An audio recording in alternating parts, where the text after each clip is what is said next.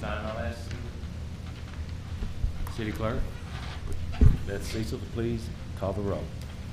Commissioner Jay Vallada, Here. Commissioner Larry Conder, Here. Mayor Tom Watson, Here. Mayor Pro Tem Bob Glenn, Here. Commissioner Pam Smithwright. Here. Thank you. Before we get started with the invocation and the pledge, I'd like to recognize a World War II vet, a great Owensboro man, Mr. Hugh Sullivan, and thank him for being here tonight.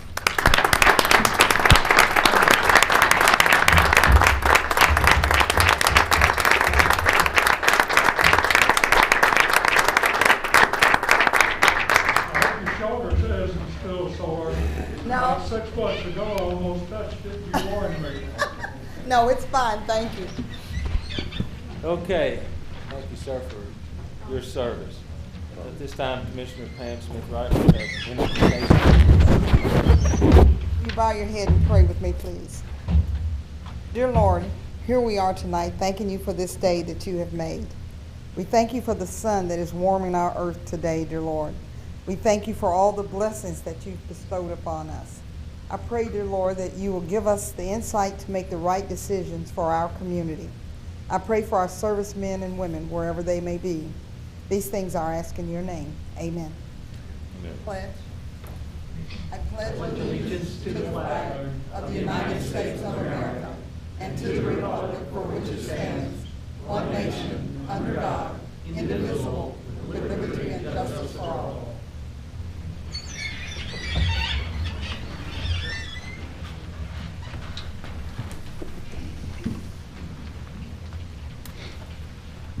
Thank you, Pam. All right. We'll have a few presentations to begin our program tonight. The first one is the Older Americans Month. For some reason, I got stuck with reading this, the Older Americans, I guess. Whereas we fully recognize and appreciate the great importance of our senior citizens and their past and present contributions to our community, and whereas many of our senior citizens continue to be vitally and actively interested in all phases of life in the community, and whereas we publicly acknowledge these many contributions and our responsibilities to older Americans and pledge our support to this group in a greater and more efficient manner.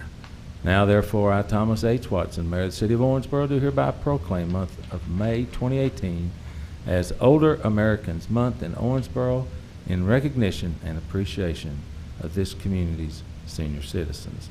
This time I'll ask Ms. Peeble to come forward and we'll present the proclamation and have a grip and grin. Children, let's go.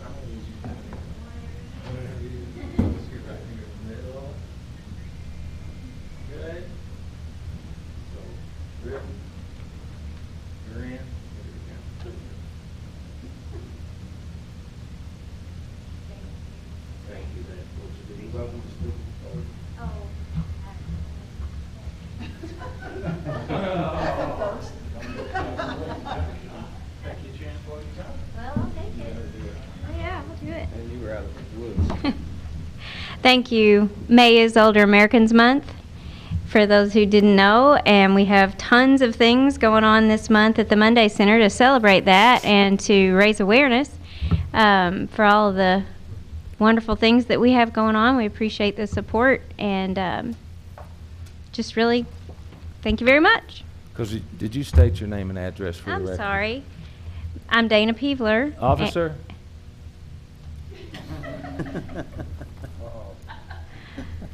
Just kidding. I had to think about that one for a minute, and I thought, what? Great job, Dana. Thank you for all you do. Gosh, I'm going to have to watch myself. They're going to take me that serious. Okay, item 4B is Municipal Clerk's Week Proclamation. Whereas the office of Municipal Clerk, a time-honored and vital part of local government, exists throughout the world. Whereas the office of Municipal Clerk is the oldest among public servants, and whereas the office of Municipal Clerk provides the professional link between the citizens, the local governing bodies, and agencies of government at all levels. whereas municipal clerks have pledged to be ever mindful of their neutrality and impartiality, rendering equal service to all. And whereas the municipal clerk serves as the information center on functions of local government and community. And whereas municipal clerks continually strive to improve the administration of the affairs of the office of a municipal clerk through participation in education programs, seminars, workshops, and annual meetings of their state, provincial, county, and international professional organizations. Whereas it is most appropriate that we recognize the accomplishments of the office of municipal clerk.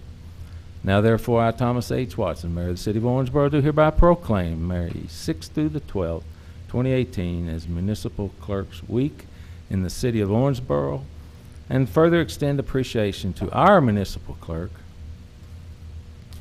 Beth Cecil, and to all municipal clerks for the vital services they perform and their exemplary dedication to the community they represent.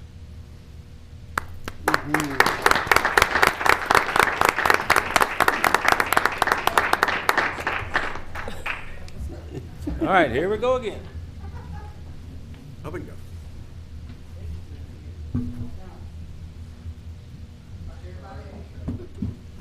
Stay down there.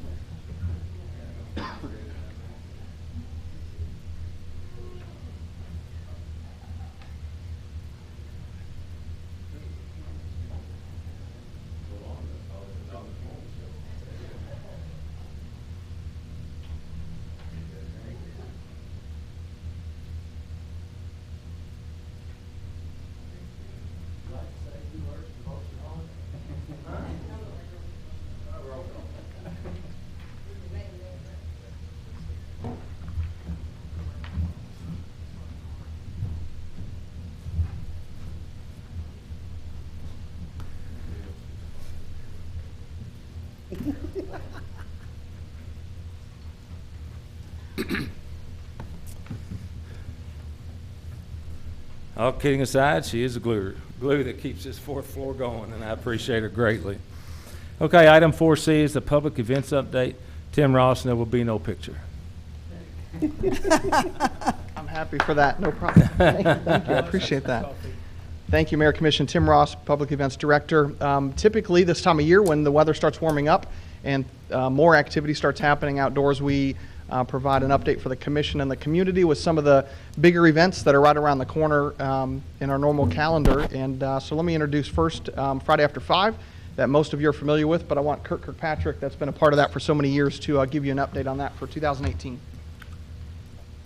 Thank you very much, Tim, and thank you, Commissioners and Mayor. Friday After 5 starts its 22nd season in just a couple of weeks on May 18th. Last year, our 21st season was by far our most successful. We had the largest number of people here, and I think the largest number of bands as well. I'm not going to go through a lot of the numbers with you today, but I do want to thank Tim Ross and the Public Events Department, and of course the Commission too, for the support that you all have given us. Where we really need the support of being able to have security there and have the streets cleared off, that's what you all do best, and that's what we wanted to come and thank you for today. I also wanted to give you kind of a quick behind-the-scenes look at this year, some of the things that we're going to be doing a little differently.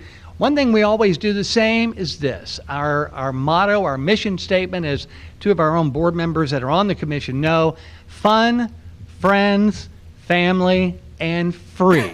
And if Friday After 5 can meet those four items, that's a success for us. Friday After 5's annual budget is over $200,000, and similar events in Bowling Green, Beaver Dam, and Greenville depend almost totally on their own city and county dollars to stage.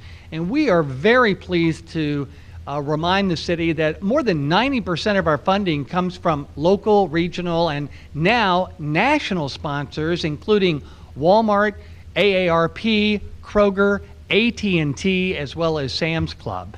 And of course, every dollar that the city keeps from having to spend on this type of event benefits all of the taxpayers, besides just having the fun of Friday After 5.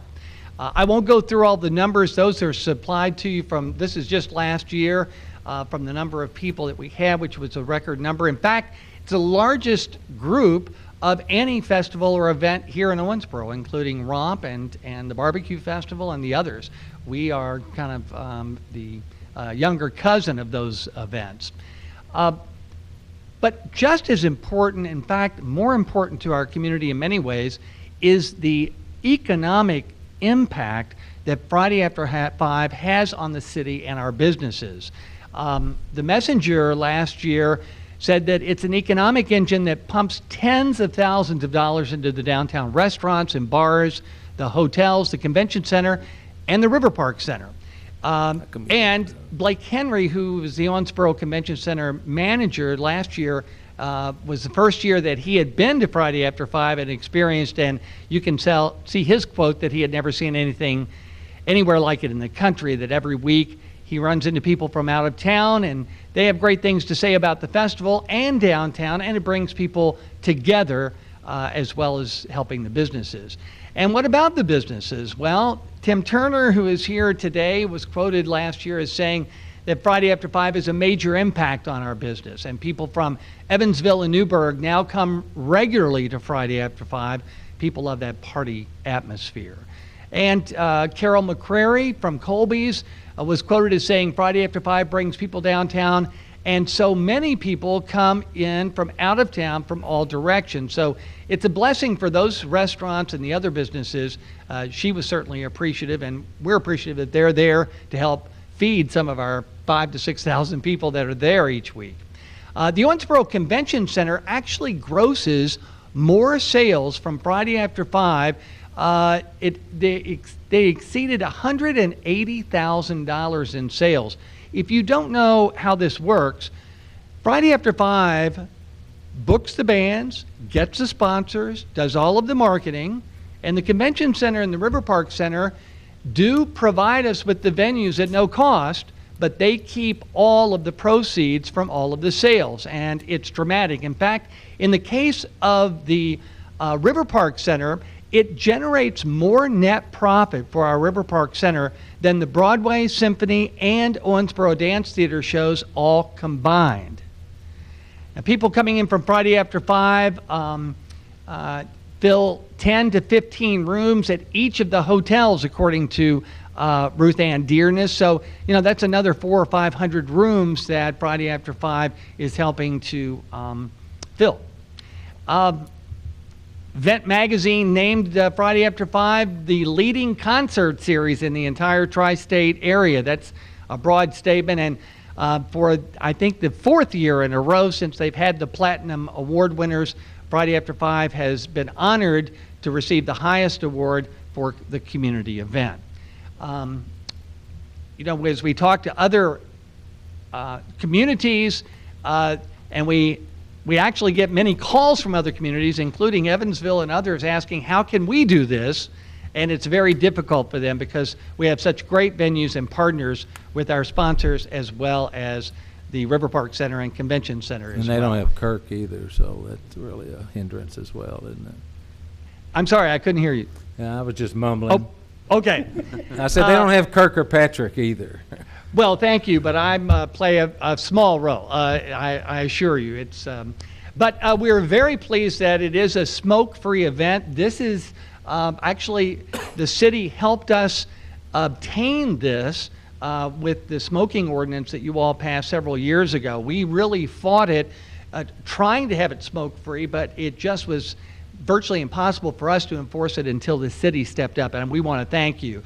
And, of course, we're very excited about the commission and the mayor leading the charge about the possibility of creating an entertainment district, which would help and benefit much more than just Friday After 5, the many events and festivals that take place down there. So I wanted to thank you on behalf of the Board of Directors, as well as all of our volunteers, and of course our residents that enjoy Friday After 5 for 16 Fridays in a row. We start May 18th. And thank you, Tim Ross, as well. Hey, Kirk, Yes. I know you probably don't do this, but just how many bands apply for those spots each year? It's an interesting... Well, it is. We actually had this year over 280 bands apply to play. They have to go, we ask that they go online and fill out the information. But we hire 87 bands. So there's a lot of entertainment. One special thing that I was talking to one of the commissioners about earlier, we have the Gospel on the River series, which is 6 great gospel shows. You know, if you bought a ticket for that, it would be $30 to $40 a person. And we have 6 of them at no charge. But another addition this year that'll be in Cannon Hall, the 7th concert will be a Christian rock concert. First time we've done that. Low Cash will be back. We've got some great new bands that we think will set, hopefully, some records for us. So you don't need the subsidy anymore, is that what you're saying? that's right. You know, Good but job. I will tell you, Mayor and Commissioners, that we do appreciate you all spending 1/1000th of 1% of your budget What a supporting dude. Friday After Yeah. 5. Did I tee that up for you or what? Thank you very much. Thanks, Thank Kurt. you. And Tim, thank you. Thank you. Yeah, Friday After 5 certainly a signature event in our community that most everybody's familiar with, and it really does bring folks into town every Friday night, and it's a big impact for our community. Another one that's right around the corner. Most people don't realize it's May already, but Barbecue Festival is here in just a couple of weeks, and again, most of the community is certainly familiar with that event, but it's coming up on May 11th and 12th. The basic layout of the festival is what I just wanted to go over with the commission and the community again, so folks are aware of what those closures are in the downtown area. The map that's there in front of you is very similar layout to what it has been in the previous years since downtown has been redeveloped. The blue area right in the middle of that map there next to the courthouse and on Frederica Street is where the church cooking teams are located. There on the left-hand side in front of the convention center and the Hampton Inn is where the backyard cooking teams go for their competition on Saturday morning and Saturday afternoon. The rest of the purple area is filled with numerous other vendors, and then the orange along Veterans Boulevard's got 30 or 45, something like that, arts and crafts vendors that fill up that street.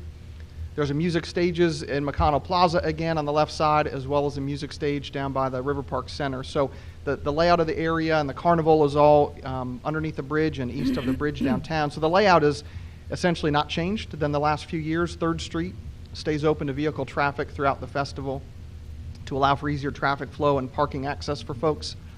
The closures for the roads, similar to what we've been doing for several years. The carnival starts their setup late in the day on Wednesday. Then that main downtown core, we close those streets Thursday at the end of the workday. And then Friday, the rest of the part there to the west in front of the convention center in Hampton Inn closes to start setting that street for the backyard cook. So all of that is the same, no difference in the closure times for any of those downtown businesses or folks trying to get downtown. So the festival, again, has got a great history, 40 years this year, and it will kick off on Friday at 5 p.m. at McConnell Plaza. I know the commissioners are going to be down there for that to light the kettle and get that festival started. Another series that we've been doing for several years now is called Live on the Banks. That kicks off the week right after Barbecue Festival. So every Saturday night, starting on May the 19th, from 7 o'clock to 9, depending on the weather. Sometimes we shift the time a little bit, but generally 7 p.m. to 9 p.m. We've got live bands that are there at the Overlook stage at the north end of Frederica Street. Different bands, it's everything from country to bluegrass to folk music to you name it. It covers kind of the whole gamut throughout the season. So we've got about 20 weeks of live entertainment there on Saturday evenings to keep the folks entertained on the weekend. I know our downtown businesses like having live music on the weekends. They wish it was October most of the time, but depending on the weather. And then Bluegrass on the Banks, we do twice a month with Randy Lamb and the Bluegrass Museum folks that we do on Thursday nights. It's been Tuesdays in the past, but this time it's switching to Thursday evenings. You can see it there on the screens twice a month on the 2nd and the 4th Thursdays of each month from 7 to 9. So those are just a handful of the things that are coming up right around the corner. Certainly July 4th and the Air Show and Romp and so many other things in the community. Our city calendar at owensboro.org has all of these events listed on that calendar. And then the Convention and Visitors Bureau has got a great website that they've redesigned and tried to make it more accessible at visitowensboro.com. So anybody looking for information about events coming up can go to visitowensboro.com or owensboro.org to get that calendar events update. And so that just gives you a glimpse or a little snapshot of what's coming up in the next couple of weeks. Thank you, That's all I sir. have. Thank you.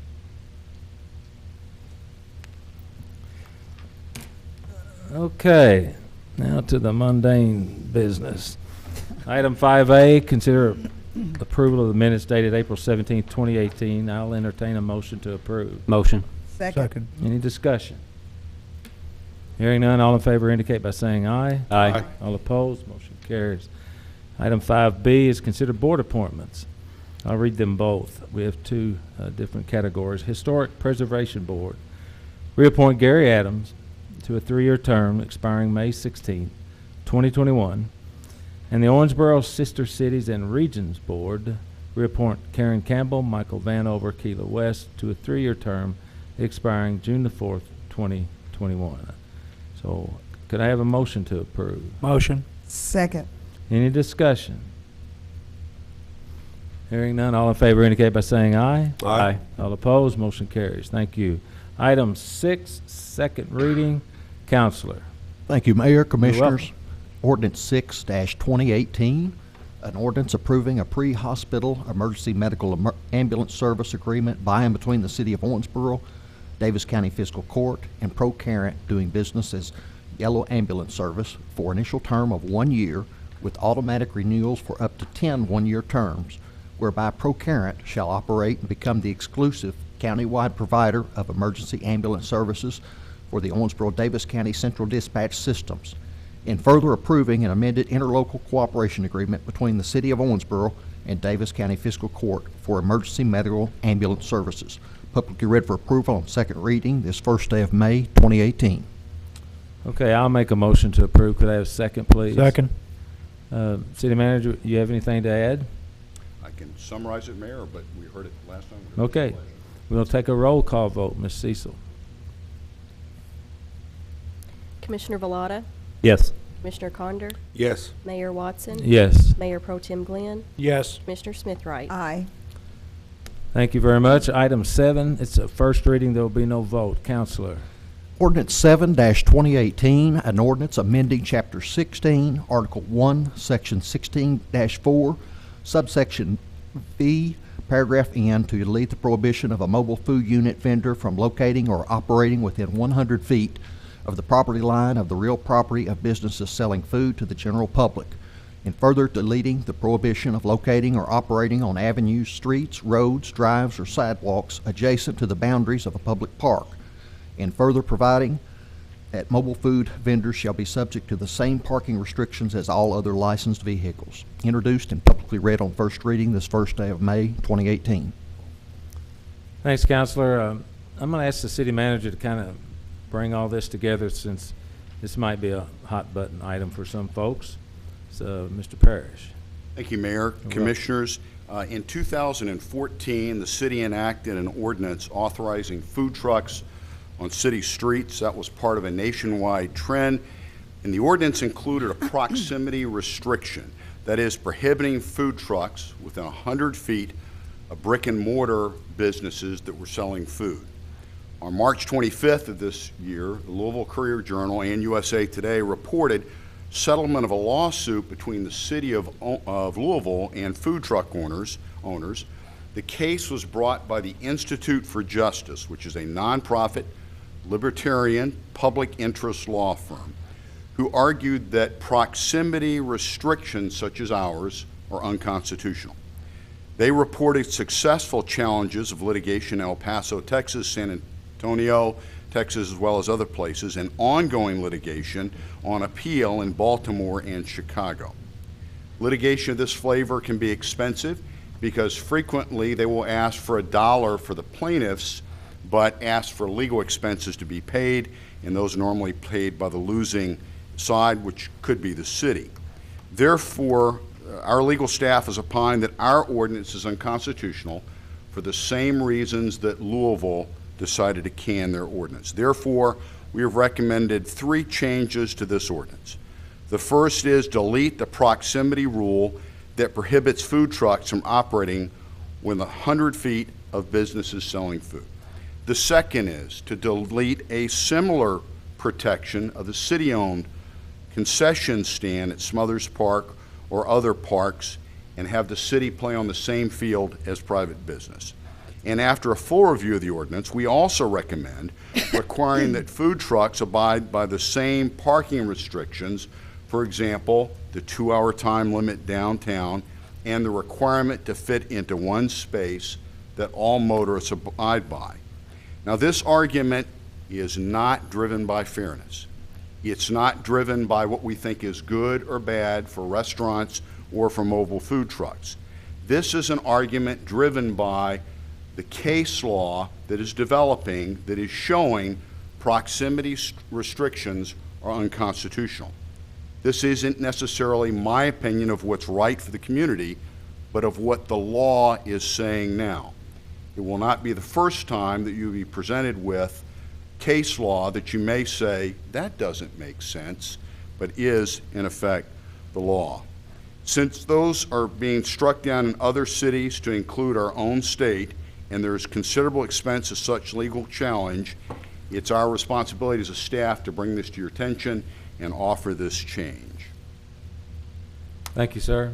We usually don't have a lot of discussion on the first reading, but I'll ask the commission if anyone has anything they'd like to discuss, because there will be no vote. Commissioner Smith-Wright. Mayor, I have two things that I think that maybe we could consider.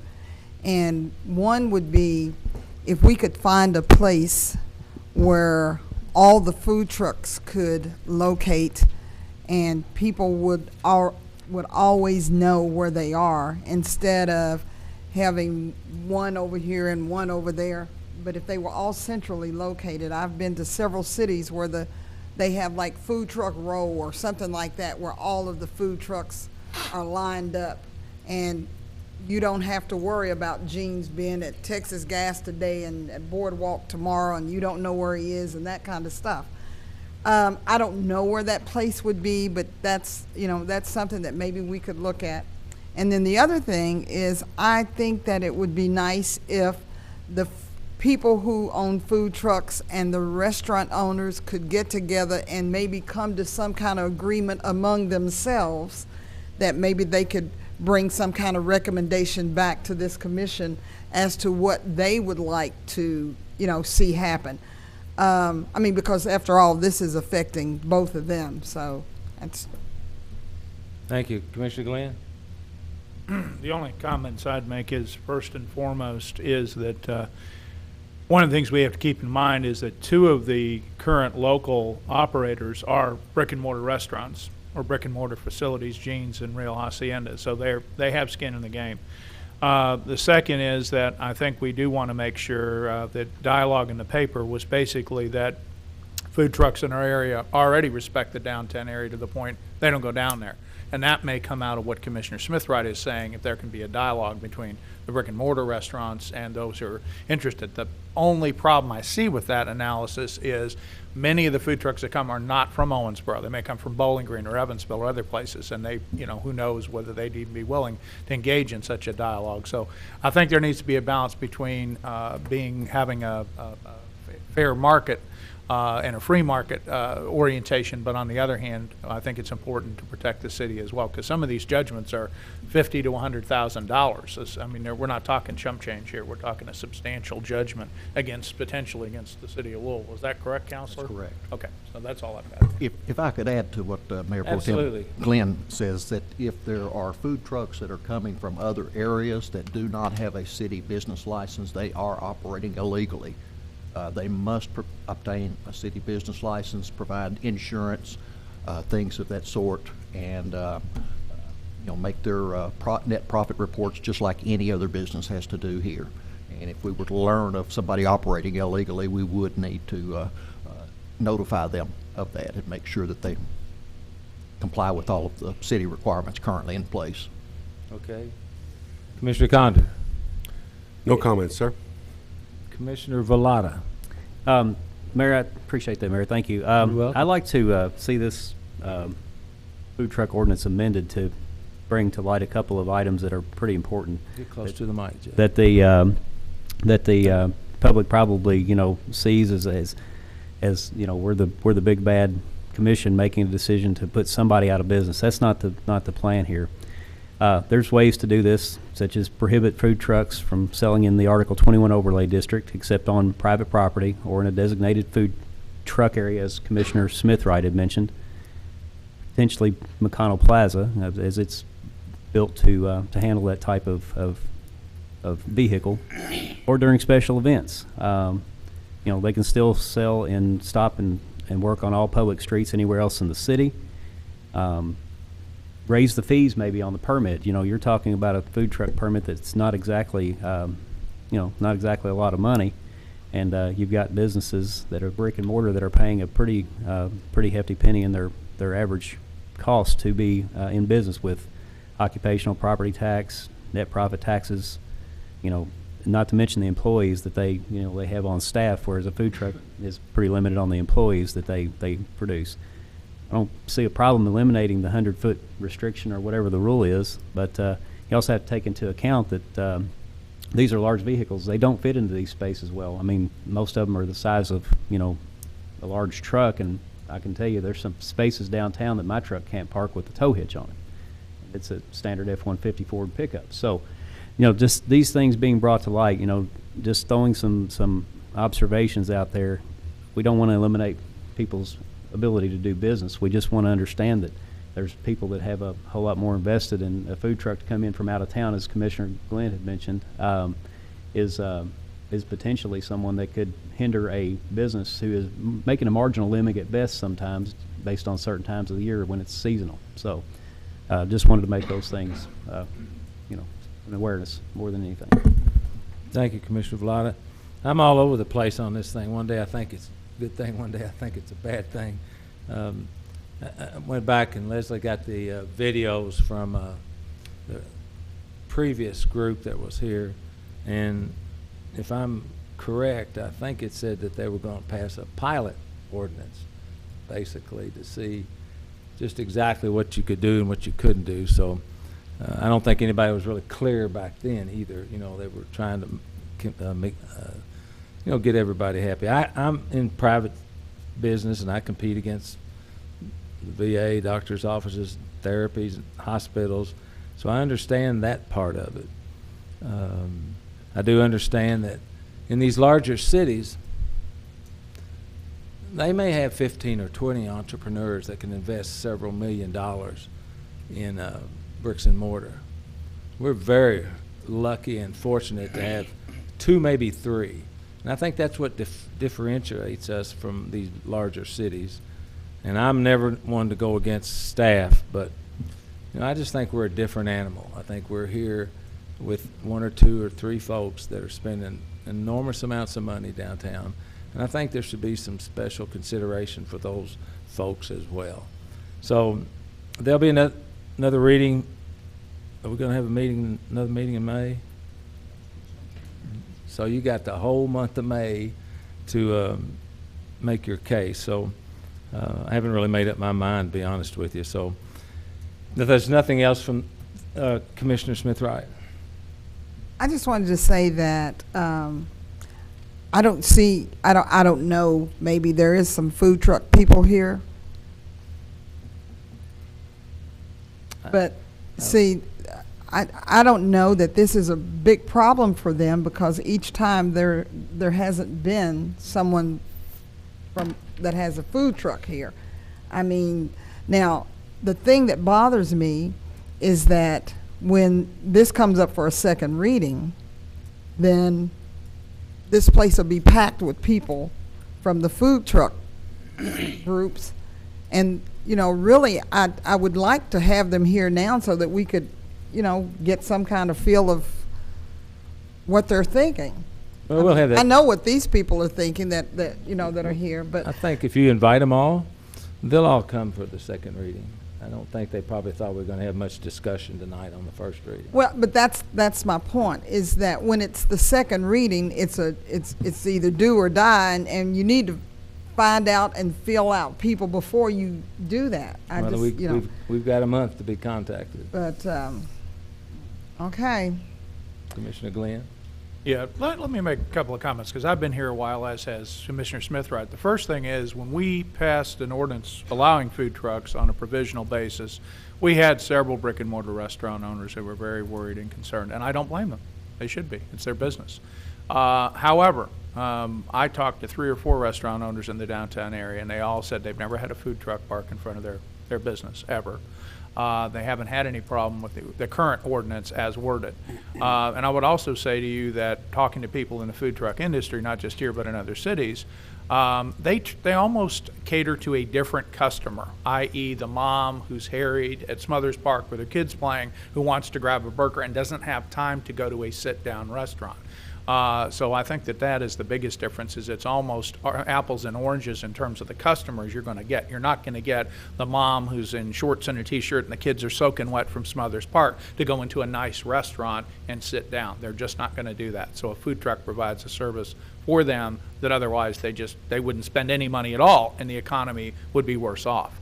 So I think that's the big issue. But I would encourage all of us to go out and talk to people we know who are in the food truck industry or thinking about getting in. But we went, last thing I'll say is, we went almost a year and a half before there were any food trucks. That ordinance just sat on the shelf and nobody did anything. And even now, I think we've got, is it 7, Steve? 7. 7. That's correct. So it's not like I agree with the mayor. We don't have 30 or 40 food trucks. We don't have that quantity. And maybe that will reflect differently in the need for this ordinance. But I do believe in the free market, but I also believe that our entrepreneurs in this community are the best we have anywhere, and that you're going to succeed because you've got good product, you've got good service, and you do an awesome job.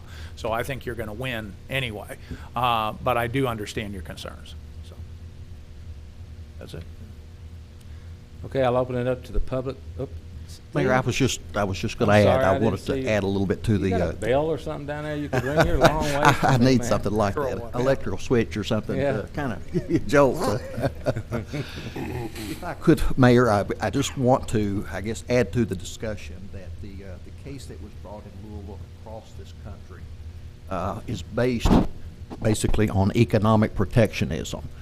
And any case that would be brought against the city of Owensboro on food trucks, it would be brought in the local district court here in Owensboro. We're in the Sixth Circuit.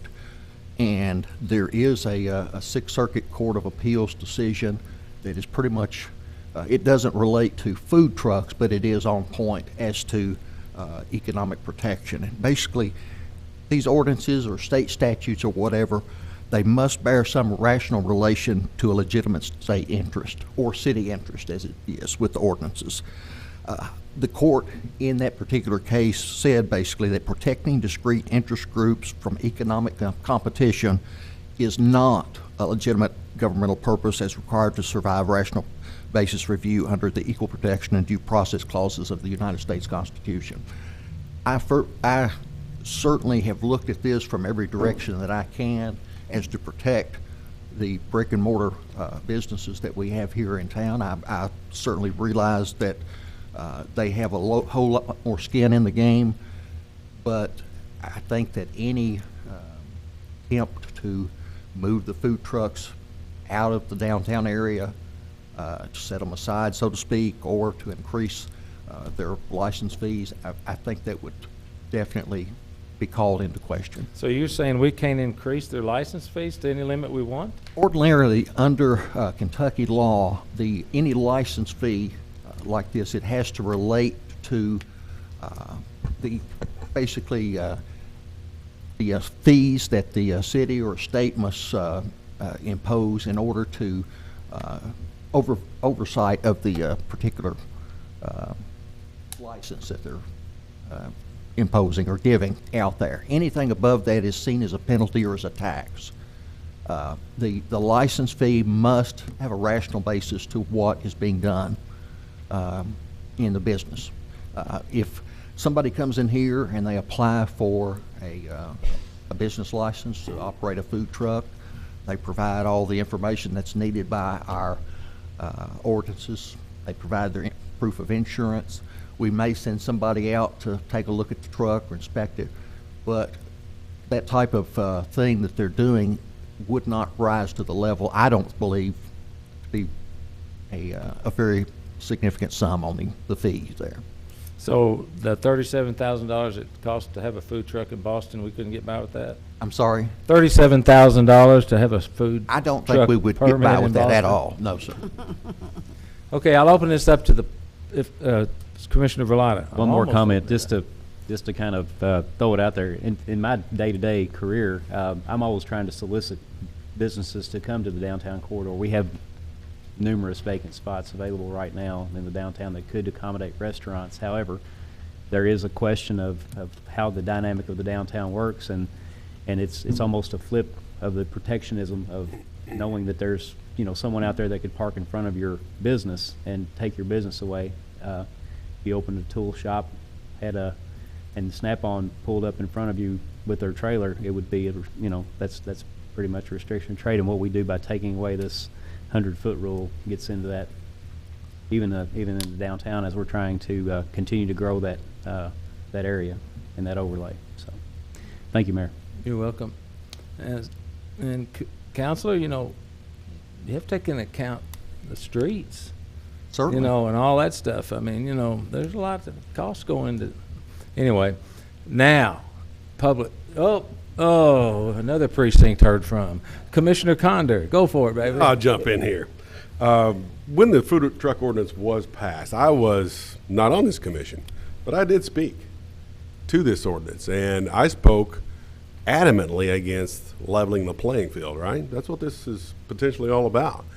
And I can tell you right now, whenever you build a restaurant and you have to put in 2 ADA bathrooms, and many times can be $50,000, $60,000 a pop, plus taking away tops and that economic disadvantage, and do you ever think that any of the downtown restaurants or anywhere else would turn away that mother who has gotten something from a food truck but then needs to use the restroom?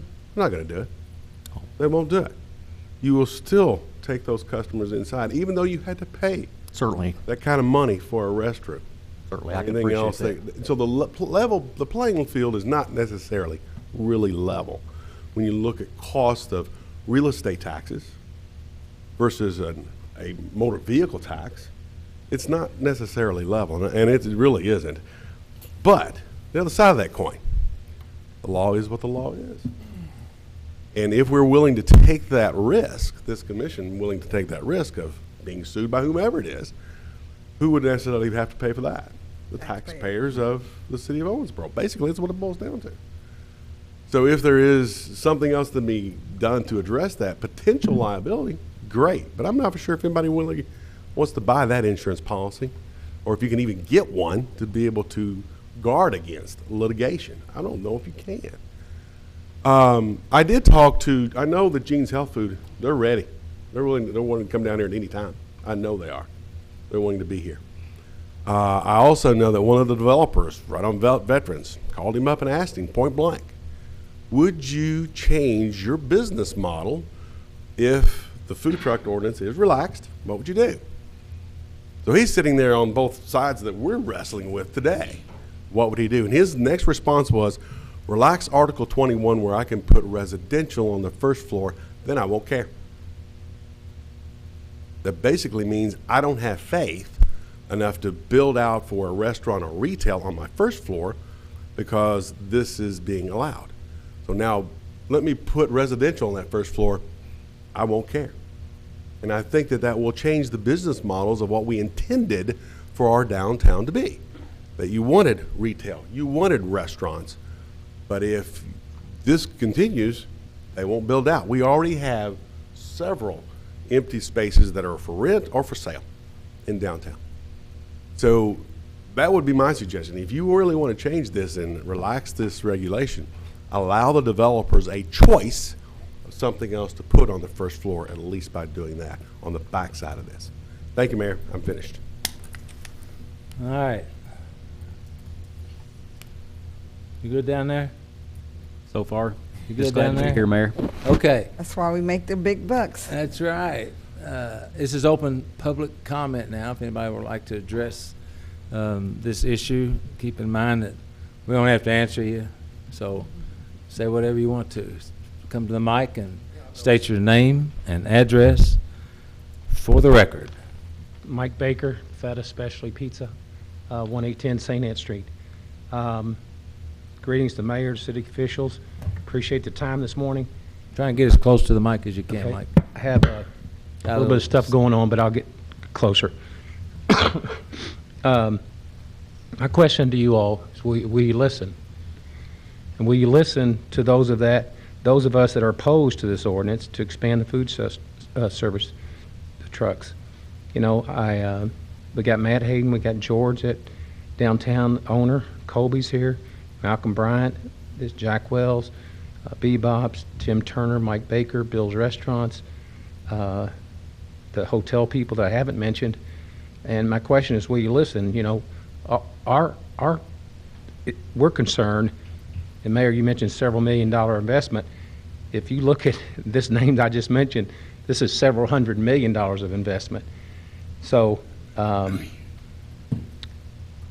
you know, we entered into somewhat of a marriage with the city to come down and commit to our downtown investment. So we are asking for your support as far as the city attorney and to Mr. Parrish. You mentioned the lawsuits. I guess one of the big questions I had for the two of you all, you're mentioning these lawsuits all in protecting the food trucks. You didn't mention any, and I will be surprised if there weren't some lawsuits that were won maybe by the local business people. But they were failed to mention. If there's not any, I respect that. Pamela Wright-Smith mentioned no feedback from the food trucks. You know, they weren't here last time. They're not here now. Mr. Pilata or Larry, whoever it was, mentioned Jeans and their commitment for the food trucks. You know, they're not here. And we don't have anything against any of them. Food truck is not a bad word for us. I don't think Larry meant when he said, I don't care if, you know, the won't affect him and his building with retail, because I know him better than that, but I don't agree with that. And I can tell you something else, that you talk about resources that you're concerned about that will go against us. Collectively, I can tell you right now, and I'll chair the whole argument, we have enough resources in our collective businesses that we will challenge anything. If there's somebody who wants a legal fight, I don't necessarily want one, but I can tell you right now, we will fight one. Thank you for your time. Thanks, Mike. Anyone else? Counselor. Thank you, Mayor. Crystal Patterson, General Counsel at Gulfstream Commercial Services. We represent several landowners in downtown Owensboro. Unquestionably, the city does have two legitimate interests here. The first is preserving its essential character and economic health. The second interest is maintaining orderly street parking, traffic flow, and pedestrian access in the city. The current ordinance can be crafted in such a way that you can meet both of those goals and still not run into the same problems that have plagued some of the other municipalities where their ordinance favored the brick and mortars at the expense of the food truck.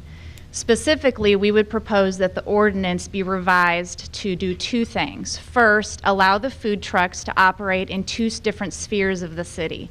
The first would be the Article 21 overlay district. In that area, food trucks would have two options available to them. One, they could contract with a private landowner and operate on that landowner's property. No different than a brick and mortar operator would contract with a building owner to lease space in that building. The other option, as suggested by Commissioner Vallada, would be to allow the food trucks to congregate in a certain area. McConnell Plaza makes perfect sense for that. It gets the food trucks off the streets into a pedestrian-friendly zone. That then frees up needed parking spaces on the street, and it ensures that vehicles and pedestrians have free flow on the city's streets and sidewalks. In addition to that, of course, special events would still always be available to the food trucks just as they are now. If a food truck found that that is too difficult to operate in the Article 21 overlay district, they would still have the option of operating anywhere else in the city that they would choose as long as they paid the fee. The reason there would be a difference between Article 21 zone and the rest of the city is the constraints on parking and pedestrian access are different, just because of the way the city is set up. In addition to giving them two options on where they can operate, the revised ordinance should impose a fee that bears a reasonable relationship to the benefits that those business owners are getting by operating in the city. Attorney Lynn indicated that it could be low because they really aren't taking advantage of many city services. I strongly disagree with that. First of all, these trucks need to be inspected by the health inspectors. If there's a fire in their truck, I assume that they would be calling the fire department. If someone came and robbed the truck, I assume that they would be calling the police department to help them. So they will be and they're operating on city streets, which need to be built and maintained on a regular basis. So they are taking advantage of city resources on a regular basis. Presumably, these brick and mortar restaurants pay thousands of dollars every year in occupational taxes, net profit taxes, real estate taxes, and the like. The fee charged to these trucks has to be more than de minimis, because if it's not sufficiently high, then there's no incentive for businesses to come and establish a permanent spot in the city. If that's the case, then we're going to have a city filled with itinerant merchants selling food out of trucks, watches out of trunks of cars, and clothes out of RVs. That's not in the best interest of the city. It doesn't promote the economic health, and it doesn't preserve the character that the city's worked so hard to establish. Thanks. Thank you, Ms. Patterson. Anybody else? Democracy, ain't it beautiful? Gotta love it. Okay. Thank you for your participation. Item number 7, is that right? Oh, is that first reading, no vote? We on 7? 8. Thank goodness. 8, municipal orders. Municipal Order 11-2018, a municipal order authorizing and directing the mayor to execute an application for a Bulletproof Vest Partnership BVP Initiative Grant administered by the Bureau of Justice Assistance, designed to provide critical resources to law enforcement jurisdictions for the purposes of reimbursing the Owensboro Police Department for 50% of the total cost of $10,672 expended to purchase 16 new bulletproof vests and plates, that amount being $5,336. Introduced and publicly read for approval this first day of May 2018. Thank you, Council. I'll make a motion to approve. Could I have a second, please? Second. Any discussion? Hearing none, all in favor indicate by saying aye. Aye. All opposed, motion carries. Item 8B, Council. Municipal Order 12-2018, a municipal order authorizing and directing the mayor to execute an application for a fiscal year 2018 competitive grant through the Kentucky 911 Service Boards in the approximate amount of $15,876.50. The proceeds of which will be utilized by the City of Owensboro to purchase 911 console furniture for the Owensboro-Davis County Centralized 911 Communications Center, a 5% match being required by the city. Introduced and publicly read for approval this first day of May 2018. Okay, I'll make a motion to approve. Could I have a second, please? Do I have a second? Okay, any discussion? Hearing none, all in favor indicate by saying aye. Aye. All opposed, motion carries. Item 8C, Council. Municipal Order 13-2018, a municipal order authorizing and directing the mayor to execute an application for a fiscal year 2018 competitive grant through the Kentucky 911 Service Boards in the approximate amount of $29,337, the proceeds of which will be utilized by the City of Owensboro to purchase a Motorola radio call dispatch software license for the Owensboro-Davis County Centralized 911 Communications Center, a 5% match being required by the city. Introduced and publicly read for approval this first day of May 2018. Okay, I'll make a motion to approve. Could I have a second, please? Second. Any discussion? Can I ask one Commissioner- quick question? Who would be directed to Paul? Yeah. So Paul, how will this, go out, wait till you get up there. How will this improve our 911 process? How will it save people's lives or improve the speed at which we serve our citizens? Sure. Paul Naves, Director of Owensboro Davis County 911. I don't want to be thrown out. It is Could happen. You didn't give your address. 222 East 9th Street. It answers all those critical So- phone calls. How it's going to improve is we're initiating a office. We're retrofitting it to be a 9th position so that we can have additional personnel in the event there's storms, so we can triage calls more efficiently during those type events, so we can staff it accordingly. Thank you. I wanted that on the record so the citizens would hear the benefit we get. So, That's what it thanks, is. Paul. You're welcome. Any other discussion? All in favor indicate by saying aye. Aye. All opposed, motion carries. Thank you very much, Paul. Thank you, sir. Glad you got out of the dark to come out and see us. Item 9, city manager items. Thank you, Mayor. I will ask the commission tonight to consider the following personnel appointments. Michael Custer, regular full-time, non-civil service appointment, bus driver, effective May 1st. Timothy Goff, regular full-time, non-civil service appointment, assistant finance manager, effective May 21st. Christopher Webster, regular full-time, non-civil service appointment, systems analyst programmer, effective May 22nd. And Michael Johnson and Kyle Mullins, probationary full-time, non-civil service appointments, police officers, effective May 14th. Mayor, all those that are regular full-time appointments have completed their 11 months of probation coming on duty. These 2 new officers that are probationary officers coming on board will have to serve out that 11-month tour. All of these are budget authorized. No new commitments. Okay. Any other discussion? City manager, what's it cost to train a policeman? I know that, is Josh up here? I think Josh Josh has looked at that because it's part of our budget I knew we'd presentation. finally get him up there sooner or later. Hi, Mayor, Commissioners. Hello. We did look at that last budget season, and for both police and fire, it's very similar. Police is a little bit higher, about $105,000, and that's from the onset that we run the first advertisement for employment to the time they actually graduate the academy and complete their probationary period and are actually a useful member of the police force after about 18 months for a police officer. And it's about the same for a firefighter, and that's actually their probationary period as well. So Thank you, about sir. $100,000, a lot. And then they'd stay 3 years and go to the daggone sheriff's department, don't they? Everywhere else, too. Any other discussion? Hearing none, all in favor indicate by saying aye. Aye. All opposed, motion carries. All right, item 9B, city manager, do you have any comments, sir? Nothing more tonight. Thank you, Mayor. Thank you. Communications from elected officials. Commissioner Velada. I think I've said enough tonight, Mayor. I'm just happy to be here. Thank you. Yeah, I'll touch that. Commissioner Conder. Thank you, Mayor. You're welcome. Earlier in the month of April, the mayor read a proclamation that was Child Abuse Prevention Month. And recently we had a 3-month child pass away.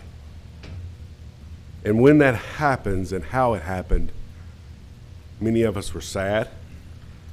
Then that turns to anger, and you're mad, nor do we understand. That trauma that's left behind by a 3-month-old that died affects everyone as we should look at our children. We should pray for the child that died, yes. Especially the mother now that has to live the rest of her life with the death of that child. But we should also pray for the man. 1.5 to maybe 5 seconds of an action took a life. And we all have things we deal with every day in life. Stress of work, paying the bills, everything we do. We see children that are in church and are acting up, and sometimes we have this look on our face of, is it okay, or is it embarrassing? Or at Walmart or any place else we see that happen. Many times what I ask you to do today, and for every day, when you see this happen, reach out to the parents or whomever has that child and say, it'll be okay. Is there anything I can do to help? Everything's fine. Just that one moment might help down the road. So I ask everyone to remember their own children and especially remember everyone else's children that may, through no fault of their own, cry or act up, but really understand why some of these things happen. It has been well over 10 years since we've lost a child to child abuse. That's one too many. In the state of Kentucky, we lose 15 to 16 children due to abuse. That's again 15 or 16 too many. So we see this all the time, but I ask you, please, reach out, forgive, and pray for those that are left behind. Thank you, Mayor. Commissioner Glenn. Just 3 quick items. The first is the other night there was a new foundation created called the Be Like Rick Foundation. I had the pleasure and honor getting to know Rick Kamoff as a member of the Chamber Board, tremendous citizen both in the agriculture community and in our community at large, and a person who just reached out and gave a helping hand to anybody who needed it. He didn't discriminate, and such a great role model for agriculture in our community. And so that event went off the other night, and I think it was very successful. I see the organizer, who probably raised thousands single-handedly for that, out here tonight. The second is John Armstrong. John Armstrong was a giant in the Civitan organization, and he passed on in the last 10 days. A tremendous individual, very much faith-centered in his mission. He also ran a men's prayer breakfast at Trinity United Methodist Church, and he'll be greatly missed. And then finally, good news, positive news in the sense of some accomplishment. Trevor Payne, who is a junior at Apollo High School, got a perfect score on the ACT. That's 0.1% of all students who take the ACT get that. And this young man, maybe sometime we can honor him. That's quite an accomplishment. There may be others who have done that this year, but he's the only one I've read about. So I wanted to laud he and his parents, Richard and Stacy Payne. What an accomplishment for he and his family. He's a pretty active young man. He's on the baseball team. He's in FBLA. He was involved in organizing Dance Blue. So he's not just sitting around reading textbooks and being a bookworm. He's a very active young man in his high school. So some of our heroes in our community, young and old. Mr. Smith-Wright. Yes, Mayor, thank you. You're welcome. On August the 7th, it will be the National Night Out. And I am going to work with Leslie and the chairpersons of all of the neighborhood alliances so that we can, or they can schedule events on that night in their neighborhood so that the police and the fire department can get to know the folks who live in all of our neighborhoods. And it doesn't do anything but make the relationship better when you know, when you have a relationship with the police officers and the firemen. So we're working on that, and I'm just throwing it out now so that people can get ready for it, and hopefully they'll have some, block some streets off and have little picnics and that kind of stuff too. Food trucks. Food trucks, yeah, whatever. But anyway, that's all I have. Thank you. Before I make my comments, I invited Mr. Kegel to come and speak about that event that Commissioner Glenn talked about, because I too have all the respect in the world for Rod and for what they're doing with Mr. Kamoff. So state your name and address. I know you don't live in the city, but I'd still like to hear it anyway. Rod Kegel, 1939 Highway 1554, Owensboro. Welcome. Thank you. Rick Kamoff was an extraordinary individual.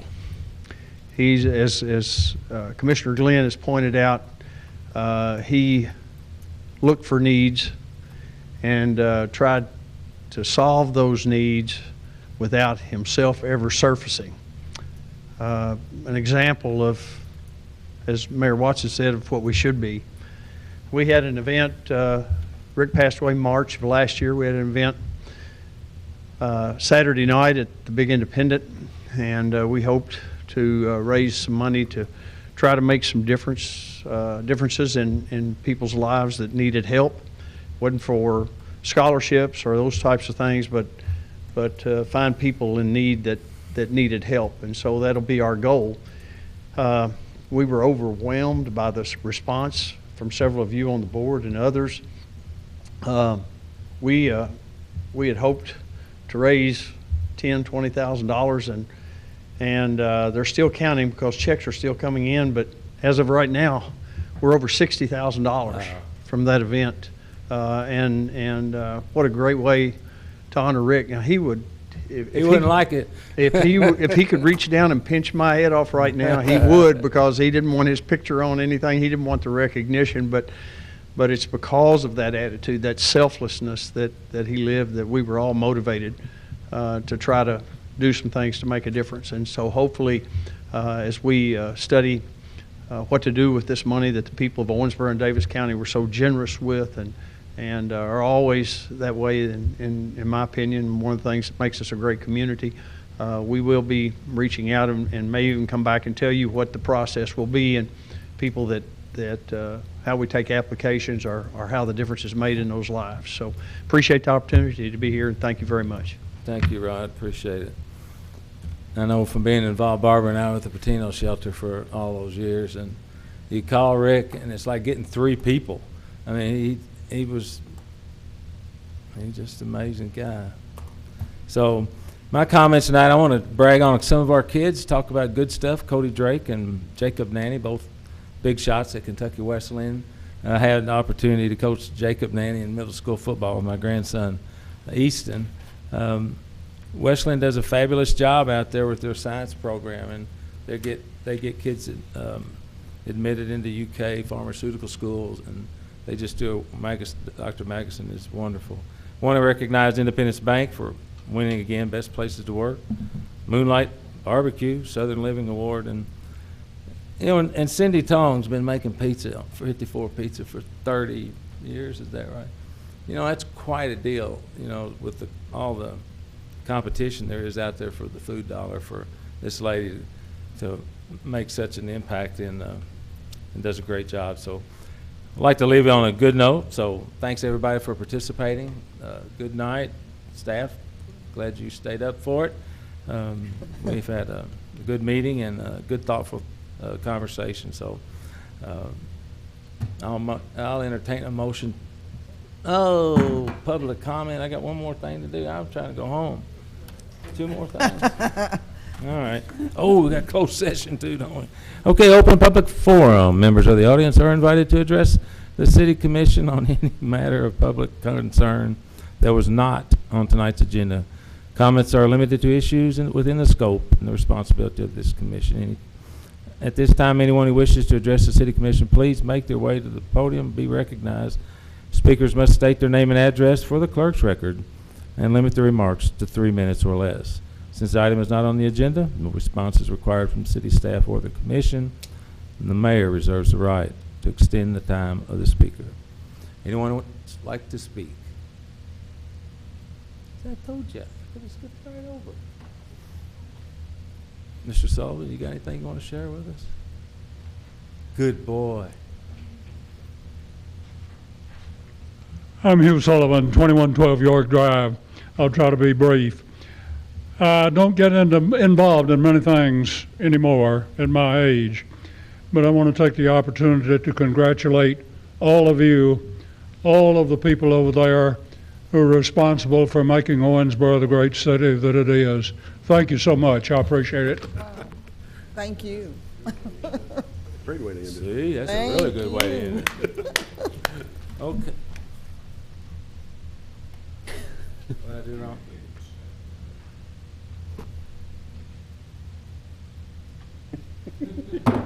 Okay, can I go to closed session? Okay. Item number 12, closed session.